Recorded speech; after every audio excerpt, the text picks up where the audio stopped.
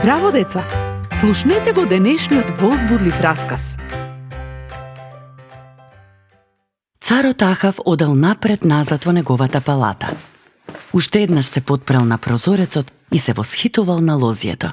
Морам да го имам тоа лозија. Тоа е веднаш до мојата палата. Од него би можел да направам прекрасна градина, па дури и да одгледувам зеленчук. Тој отишол кај собственикот. Навутеј, продај ми го твоето лозје. Не е можно. Ова парче земја ми е наследство од моите татковци. Не ни е дозволено да продаваме наследство. Таков е Божјиот закон. Без да каже до гледање, Ахав заминал и отишол дома навреден. Одеднаш легнал на својот кревет. Дали се лутиш кога не го добиваш тоа што го сакаш? Царот Ахав го свртал своето намуртено лице кон зидот. Што се случува со тебе? Кога Језавела слушнала што го мачи, рекла: Стани и насмедни се. Ке се погрижам да го добиеш тоа што го сакаш.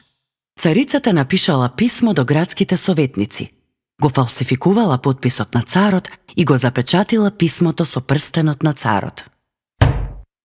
Градските советници ги прочитале следниве зборови: Организирајте забава и поканете го на Вутеј. Потоа обвинете го и кажете: Ти хулеше на Бог и на царот, затоа мораш да умреш. И така се случило. Без сомнение, Навутеј ја прифатил поканата и на крајот од вечерта бил мртов. Зар не е ужасно колку мал грев може да прерасне во толку страшен?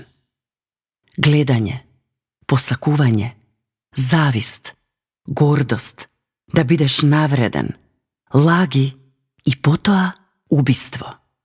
Веста за смртта на Навутеј се ширела брзо. Потоа царот Ахав отишол да го земе лозието како свое. Но тој постапил без да размисли што ќе мисли Бог. Одеднаш Илија застанал пред него. Ахав пребледел како дух. Значи сега ме најде, непријателу. Да, те најдов. Се продаде да грешиш и дозволи тоа да расте во твоето срце. Бог го мрази гревот и ќе те уништи тебе и твоето семејство. Царот размислувал за овие зборови постојано. Му било жал за се што направил. И Бог го видел неговото срце и бил милостив кон него. Кога ги исповедаме нашите гревови на Господ Исус, тој е верен и ќе ни прости за нашиот грев. До следното слушање. Ако сакаш да не контактираш или ако имаш прашање, пиши ни на radio7kids@gmail.com. Чао!